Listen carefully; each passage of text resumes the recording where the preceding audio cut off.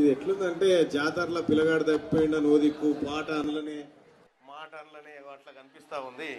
సరే, ఏదేమైనప్పటికీ ముగ్గురి పదవి విరమణ కాబట్టి ఈ కార్యక్రమానికి నన్ను ఆహ్వానించినటువంటి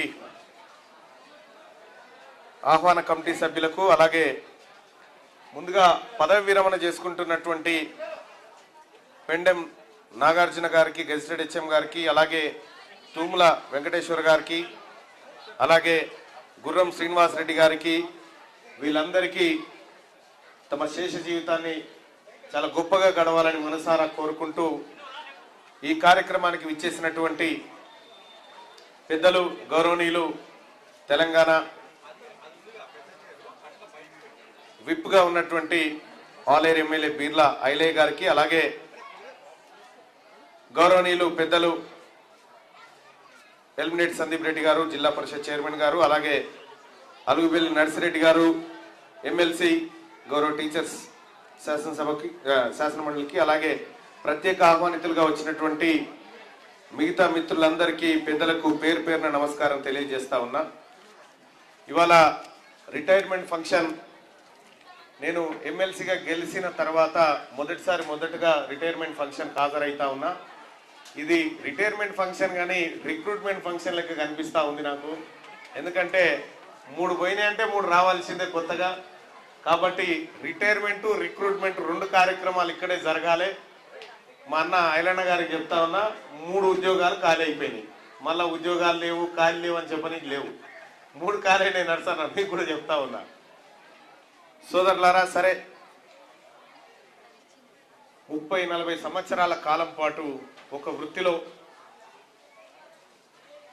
కొనసాగి చివరికి తమ పదవీ కాలం ముగుస్తున్నటువంటి రోజు ఏదైతే ఉందో ఆ రోజుతో అనేక బంధాలు తెగినట్టు అనిపిస్తూ ఉంటుంది రిటైర్మెంట్ అయినటువంటి వాళ్ళకు. ఇంకా ఇదే లాస్ట్ ఏమో, ఇంకా మళ్ళీ మాకు గెలవరేమో, మళ్ళీ మాకు చేయరేమో అనేటువంటి ఒక బాధ ఉంటుంది. కానీ వాళ్ళ 30-40 ఏళ్ళ సర్వీస్లో అనేకమైనటువంటి ఒడిదుడుకులు, అనేకమైనటువంటి ఎత్తుపల్లాలు చూస్తూ ఇక్కడి వరకు వచ్చినారు. వారి ప్రయాణంలో ఎంతో మందిని ఉన్నత విద్యావంతులుగా తీర్చిదిద్ది ప్రయోజకులను చేసినటువంటి వారు ఇలాంటి గౌరవాలు మరింత గొప్పగా అందుకోవడానికి అర్హులుగా నేను భావిస్తా ఉన్నాను. అలాగే వారి కుటుంబం ఎవరైతే ఇవాళ పదవి విరమణ చేస్తున్నారో వాళ్ళ కుటుంబాలు చాలా మంచిగా ఉండాలని చెప్పి, సంతోషంగా ఉండాలని చెప్పి కోరుకుంటా ఉన్నా. దాదాపు అందరికీ మన్మన్లు ఉండొచ్చు, మన్మన్లు తయారే ఉంటారు. రిటైర్ అయ్యారంటే ఇక ఆ టైంకి తయారే ఉంటారు. కాబట్టి ఆడుకోవడానికి ఇప్పుడు మీరు చిన్నపిల్లలు కావాల్సిన సందర్భం వచ్చింది.